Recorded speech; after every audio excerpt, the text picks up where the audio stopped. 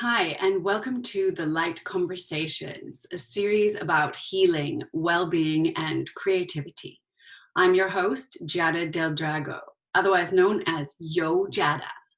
During this unprecedented time of global pandemic and national lockdowns, I decided to reach out to healers mainly, but also artists, creatives, writers, thinkers, and experts around the world to see how they're dealing with this time and what they are experiencing, as well as to learn about which personal practices they recommend for incorporating well-being and creativity into daily life.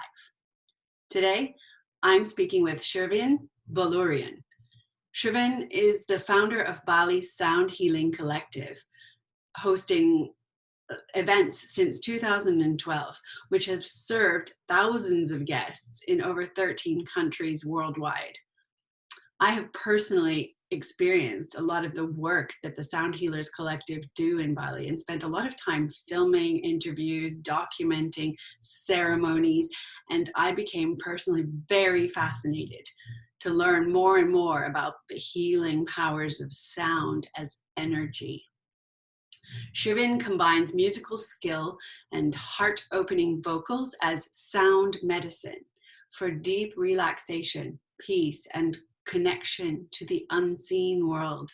He's also a recording artist and has recently released his third album, I Hear You, Mother Earth, on April 22nd, 2020, in response to COVID-19. His prior album, a collection of Rumi wisdom and Sufi-inspired songs, was endorsed by worldwide best-selling Rumi translator Coleman Barks. With over 10 years of experience as a sound therapist, Shervin trained under Fabien Mamon, one of the pioneers of modern-day sound therapy, becoming certified as a sound therapist through Tamado in 2011. Shervin has been a featured presenter at the Google offices in Singapore, MTV Europe, and at various holistic festivals. He presents live music events and workshops as an artist and practitioner in residence at the Yoga Barn Bali, where he also leads multi-instrumental sound healing trainings and private healing sessions. So it's with great pleasure that I'm joining him in conversation today for the Light Conversations. So I'm joined now by Shervin Boloorian. It's so wonderful to see you and check in with you today for the Light Conversations. Thank you so much, Shervin. How are you and where in the world are you at the moment? Greetings. I am in beautiful Bali. I'm by the beach right now, and it's so nice to be here to be part of this beautiful program of yours, which I really enjoy. What is your situation out there? Well, it's pretty strict, but not kind of lockdown like some of you are experiencing in Europe and elsewhere. Our movement is somewhat restricted, but we just heard that the airport is going to reopen in June, so things are starting to become a little more open. But yeah, we're definitely being very cautious here, as cautious as we can. What's your daily routine like at the moment? Well, I have two boys. They're 11 years old. They're twins, and they are a big handful.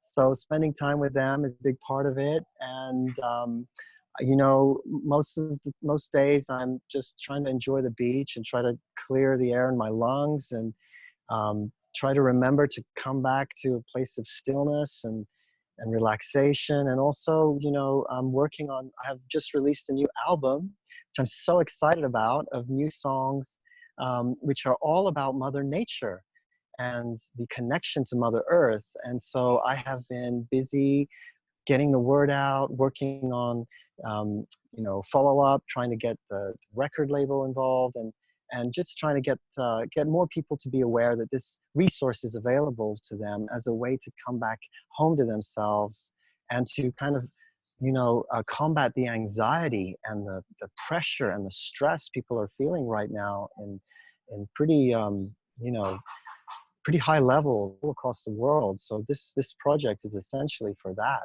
And I'm really, you know, surprised, but very delighted that it could come out at this time. It wasn't planned or meant that way, but it's certainly a project that is meant to really help folks to come back to that place of simplicity and connection to the Earth Mother. And let's talk a bit about sound as medicine. In the introduction, I was saying that you actually create music to help people connect to the unseen world with sound medicine. So is this new album sound medicine? Yes, that was the working title of the album up until maybe about 6, 7 months ago. And it's essentially a, a, a studio version of what I normally present in a live setting to people. You've experienced sound medicine. I've traveled the world with sound medicine, 13 different countries, presented it to thousands of guests worldwide. And it's something, there's something about the, the way in which the sounds really kind of recreate that immersion in the natural soundscapes of nature and kind of allow a listener to kind of be held in that space, which creates some novelty for a lot of folks. It's a journey through the elements of nature. For those of you who are familiar with the energy world, you could call it also a journey through the chakras, the energy centers of the body. But essentially, it's different ways of using sound and grouping the instruments of sound together that I use for sound healing in a very kind of deliberate way, so that each time you go through a doorway, something opens up, the bowl is struck or the chime is struck, the doorway is opened and you're transported into a different soundscape, which would be kind of a reflection of the element that is active in that moment. So there are instruments such as, for example, the drum or the gong or the didgeridoo. And these types of instruments are very low, very kind of deep sounds that they generate. And they kind of transport you and put you into a space where you're connecting to the earth, the earth element, that anchoredness and that feeling of deep connection to the earth's raw power. So that's just one example. And then there's water, and then it moves to another element. And in this particular space, you know, what really sets aside my particular sound journeys is that I love sacred chants and healing chants, medicine chants from all different parts of the world. And I found, wow, this would be a great project if I could take some of these chants that I use and apply them to those different elements, the ones that really kind of fit and suit the element itself, and then bring it to life with those instruments and kind of send people on a journey where they can experience natural sound recordings of actual, you know, nature, of the sounds of the birds or the sounds of the waves or, you know, fire crackling and so forth, and then mix that in with these beautiful chants from different traditions. Some of them are centuries old, and also you have the instruments that I use also blended in there, the natural instruments themselves that you hear on a regular basis in sound healing.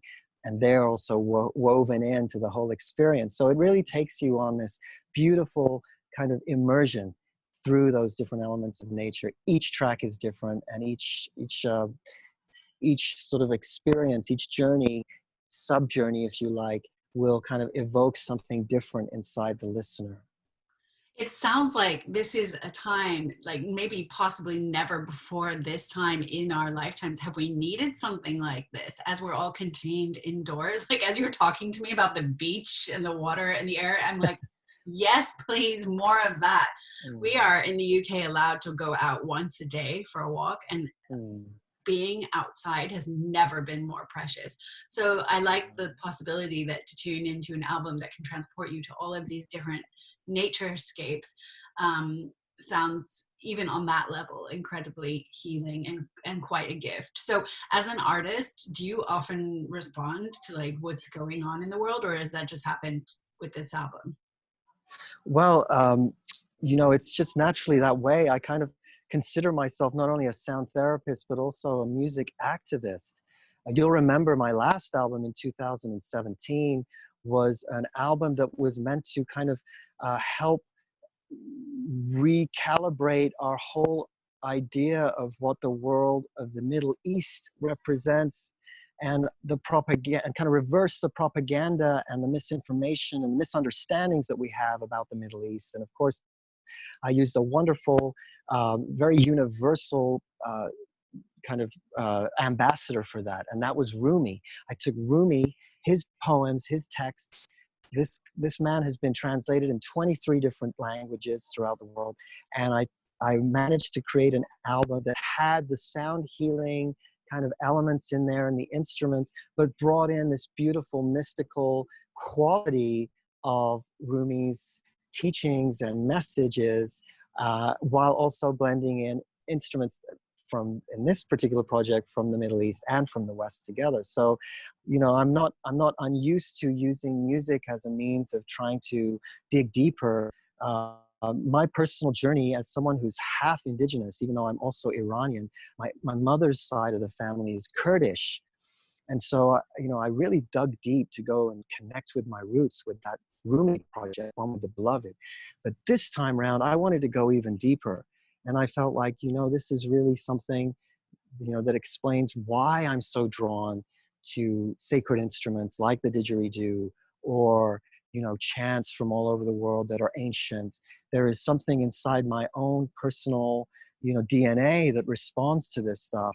And I wanted to share it. I wanted to really put together a project that would connect people back to something that is, you know, that goes back to prehistoric times, before we had these other identities of whether you're your country or that ethnicity, or what have you. You know, back then it was a deep connection to the earth. You know, even faith and religion and connection to those spiritual unseen realms had to do with the cycles of nature, and with building temples that were stones and forests, you know, and, you know, part of the, even Bali is like that today. You know, that when they have a banyan tree, there's a beautiful temple or a shrine that is dedicated to that banyan tree right there. And so that's something that that really is alive in this album, and that makes me feel like I really want to help people come back to that deeper identity, that human identity, that commonality that makes us feel that we can overcome our problems, and look out for each other, and look out for nature too. And that's really something that I feel like is a message we very much need today. Definitely. And you've made a really beautiful film to go with this album. When did you shoot that? And were you dreaming that up at the same time as writing the music, or how did that come about? You know, that was shot literally just before we went into lockdown here, about a week or two before. And I had met a wonderful filmmaker. His name is Gary Turner, and he's his son goes to the same school that my kids do, and they get along. And I had seen another film that he had done, and I just told him about this project. And I said, look, you know, I want to create something that um, nobody has ever been able to capture, something that really expresses my essence in this work before. And he said, look, this is exactly the kind of project that I've been wanting to work on. So I hired him, and we created this beautiful kind of expose, if you like. I don't really know quite what to call it. It's just it's all filmed in Bali, and it's this really lovely way of basically taking that message, which Bali really carries in its own philosophy of harmony with nature, and coming back to the earth's wisdom and our own innate healing gifts. And this all kind of like coalesced with just one day of shooting. I had my beautiful Balinese friend, Partha, who you'll remember, who came and also shot with us. And he is also featured on the album on 4 tracks, actually. So there's some traditional Balinese chants on there from him. And we wanted to capture that, you know, not only the essence of Bali and its message, but also what it is that I particularly want to convey through this album. And I think he did, you know, a stellar job. I really felt such a sense of pride after he put the final version out to me. Well, I've listened to the album and I've seen the film, and I think both are really epic pieces of work, especially now that you're giving me some further insight into what it's all about and the elements. And I'm going to be listening to it again later today with the headphones on, hopefully as a sort of a guided meditation, basically. I sort of feel like it can work like that. So it sounds like you're in paradise there, like the music you're creating, the films you're making, the environment you're in. I'm really happy for you that you've got that kind of, you're being held in that way. Do you like, are you reading the news? Do you get a sense of like what's happening in the rest of the world right now, away from this paradise that you're in? That, you know, people in many countries have been kind of contained for. Here we're going into like 2 months of this Yeah. weirdness. And I actually felt like I had to start reaching out to healers at this time specifically, but I also wanted to contact creatives because I love talking to creatives, and you epitomize healer and creative combined. So you're like one of my dream subjects, and I'm really happy to talk to you for that reason and many more. But I just want to know, like, maybe like on a spiritual level, like your album is about the earth. A lot of people are saying the earth is regenerating because nobody's going outside, nobody's flying. Like, what's your take on that? What's happening to Mama Earth now? Yeah, I mean, it's definitely there's some people putting out some wonderful studies showing that you know, the biosphere is in a good place right now, and it's starting to come back. And you know, all the smog that you normally see coming from China, it's kind of been reduced. And but I feel like, you know, I hope that the sustained message is that we need to kind of find a more harmonious balance with nature on a long-term basis, because we've been winging it, and the level of damage that we've done has kind of put us on the precipice.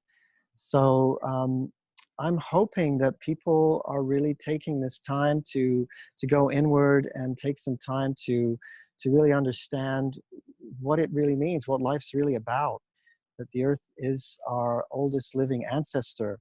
And the more we come up into here and get preoccupied with all the things we need to do and get done, and kind of keep striving ahead for success and so forth, that it kind of distances us from what really matters on a deeper level. And I find that you know, at least the things anecdotally as well, people are really coming more and more into a place of a different understanding, perhaps a little more nuanced understanding of how it's really incumbent upon us that we really make a difference to the earth. And just to answer your question, I am absolutely aware of what's happening in the world. You'll know I used to work in Washington, D.C., and I was an advisor to some pretty high-level situations there.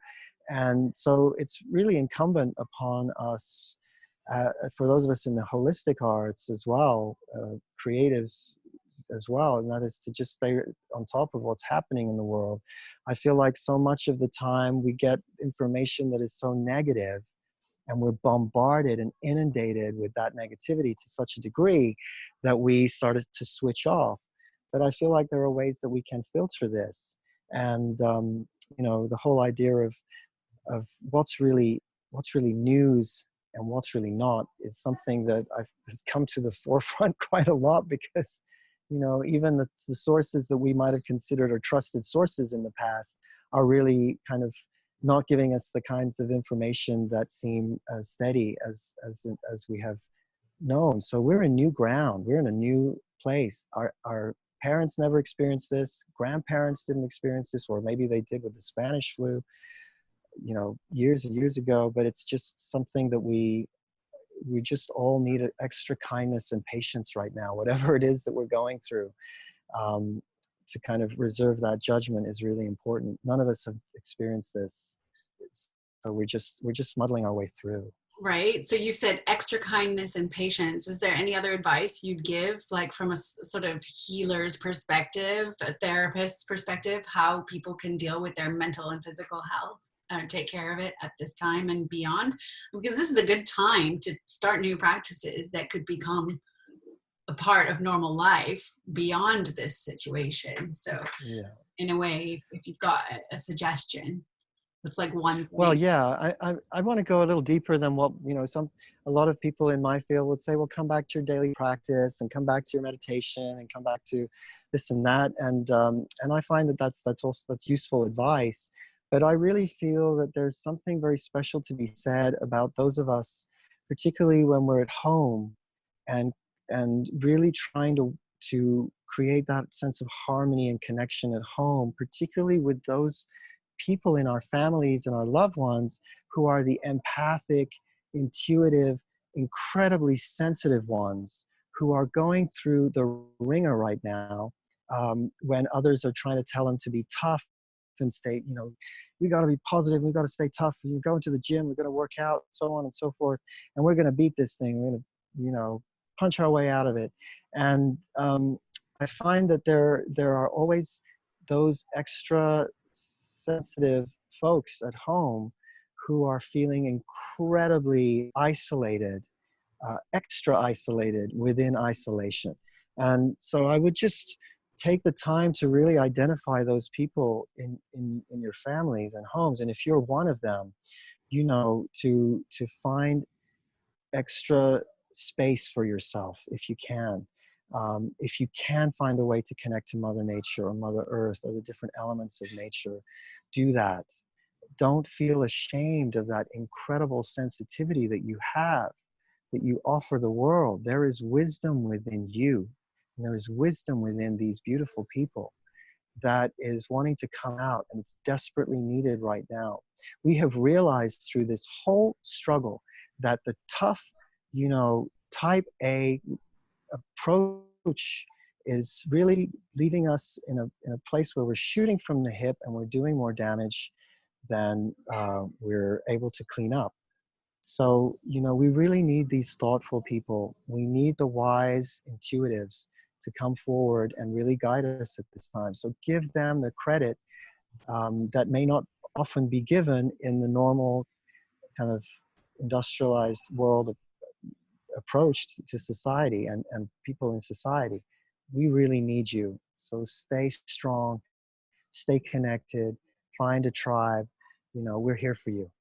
Oh, that's a lovely, sweet message. And I suppose even when people can get outside, they're, being asked to still maintain 2 meters distance from one another. There's a lot of like physical divide continuing. And so I guess with your new album, you can just plug it in and just imagine you're in a rainforest or imagine you're on a beach and you don't even need to get outside. That's a great gift to put out there.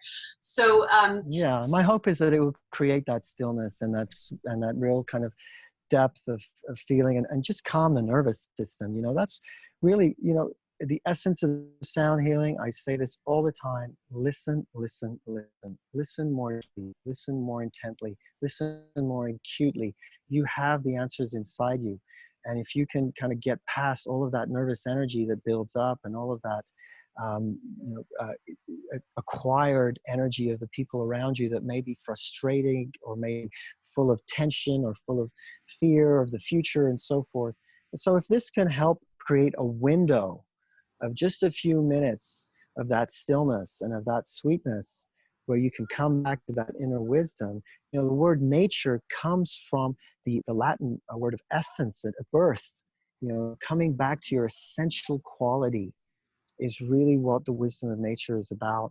And, if you look at Ayurveda, Chinese medicine, all these ancient systems, they're all about balancing all of that stuff which kind of peaks and makes you feel like you're out of touch with yourself, balancing it through the different elements of nature, that even people themselves have their composition of the different natural elements inside them, where they know they can always go back to resource, and to when they go to those particular parts of nature that they have a difficulty in connecting with, that there are these types of practices through sound, through Ayurveda, through Chinese medicine, even connecting with different images can sometimes create that wonderful reintegration of those beautiful balancing forces.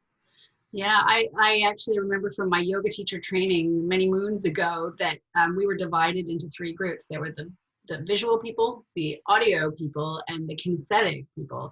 And they did some tests to determine and basically concluded that most people are kind of more strongly in one of those camps. And so if you were a visual person, you were being shown a lot of imagery of yoga. And if you were audio, you were listening. And if you were kinesthetic, you were doing.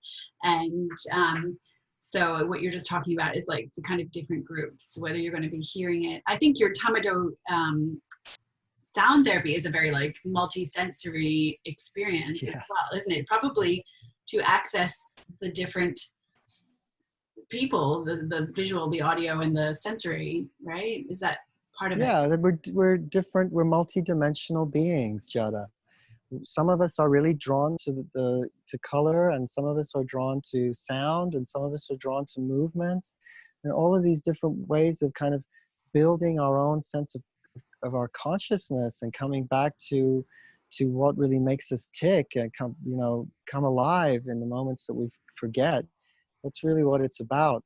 I find that sound is incredibly versatile, because we all love music. We all, even those of us who love silence, it's not really silence. When you're sitting in nature, those people who go to those places that are silent retreats or what have you, you're listening to music all around you, and you're also more attuned to the music inside you. All this does is just resensitize you to that art of listening on a grander level. And so if you can come from that place where you can really tune into what makes you respond, what makes you come alive, whether it be sound, some people it's color. I remember I would use color scarves on the body when I did the sound healings before, and also essences. And it just got a bit too much. Some people walked away with the color scarves. They were so zoned out by the end of the session, and then they would disappear. And what happened to all these silks that I had? So I have stopped using the color scarves, but I'll occasionally use the essences too. But sound really works on its own. You can come back to even your own voice. The voice, the most healing instrument available. You have it. You don't need batteries. You don't need plugins. Just to do some simple exercises with the voice and maybe a bowl, or if you don't have a bowl, just use your voice. That can help you, because you know what? Not everybody, just as you said, can just sit and zen out. They need some access point to that world of meditation and stillness, and to quiet the mind. So sound is life. It's the heart beats and keeps us alive, and that's just, that presence is around us constantly. The earth is constantly singing to us. Some people call it the Schumann resonance. If you tune into that Schumann resonance through your stillness, through your practice, you can start to just find center and equilibrium on your own. So there's all different kinds of way to access what it is that you said, and some people will respond to different things, but normally it's good to be able to use all of those tools. Awesome. Thank you so much for all these, this wisdom shared and expertise on sound healing, sound medicine in particular. So I'm aware that we will be coming up to time soon, and I'm wondering if you want to maybe, normally I ask people what they're looking forward to in the future, and I see a guitar there, so I don't know if you want to maybe like play one track. Yes, I'd love to play a track for you. And your question was something I'm looking forward to? Yeah. Well, I'm really looking forward to this album kind of reaching as many people as it possibly can. I presented this album. I took 3 years to make it. I didn't know, last time I was in London seeing you, 2017, was when I started the project. Finished it in Bali, December. And, I really feel like this is a wonderful way for people to kind of come into an understanding of sound healing as a natural tool. And it's also a studio album. So it's got all those qualities. I worked with a wonderful producer, Rick Pete, who is a chart-topping producer from the UK. And he helped really shape this album. It was incredibly frustrating because we just speak different languages, him and I, he's more used to the approach with sound and music that is very much about entertainment. and that's not what I'm sharing with the world. So we had to kind of find a way to compromise and work with each other, and kind of be very precise about how things needed to be. Neither one of us really had worked with each other in this way before. So That's I'm probably really why hoping that this it sounds album so reaches. slick. It sounds really slickly produced. Like it sounds really good, really sharp. So Shervin, I'm just aware that we might run out of time. So I'm wondering if you can play like an excerpt of one of your songs, like maybe like 2 Sure. minutes, radio friendly. There you go. Just talking about the entertainment side of production for the purpose No problem. of a short version of Yes. one of your tracks would be awesome. But yeah, I think it's really a beautifully produced album. So you guys, chalk and cheese are sometimes, that's what they call it in England, are sometimes a very good combination, opposites working together. You've achieved something really great there. So if you get cut off, towards the end of you playing a track, I just want to take this moment to say thank you so much for checking in on this podcast and sharing your wisdom. Well, I don't have to play. If you think maybe we can just direct people to the album. Lovely. People need to hear your voice and just say something. Okay, I'll play something for you. All right.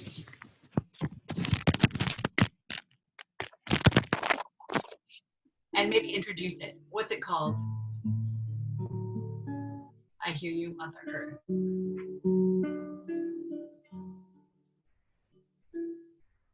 Can you hear me okay? Can. What song are you playing?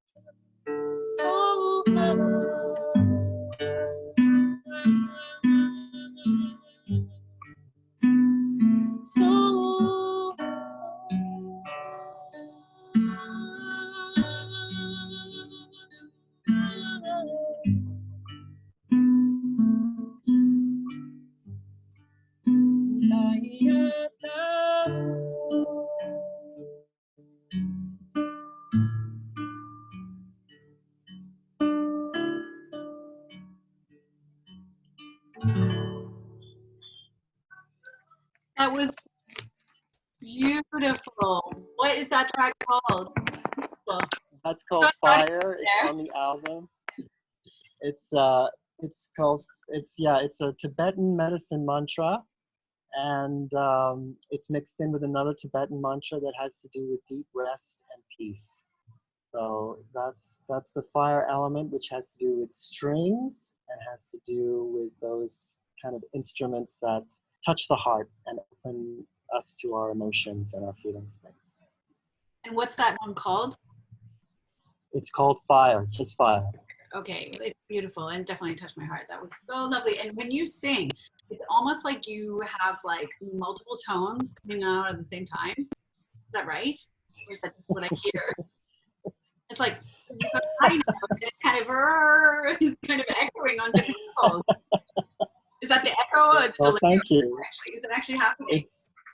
It's real. It's all living. It's all live sound. So it's just something that I've developed over the years, and I offer trainings here in Bali too, people to learn how to use sound and the voice. So it's something that even I, who have working full time in Washington D.C., for years and years, if I can do it, anybody can do it. So this is really not about your musical, nous or your level of musical skill, but it's very much about just your way that you can interact with energy and touch people. And yeah, I'm glad that it works for you, Giada. Thank you. So beautiful. It's so beautiful. And I'm just thinking, just as a final note, that is quite, we could have spent the whole time talking about that, but maybe that's something really great for people to hear, that you turned your life around completely. Like, your lifestyle is so different from working in policy and politics in DC to being a healer in Bali. So maybe anyone watching and listening might be inspired that you were able to just change everything, and they could do that too.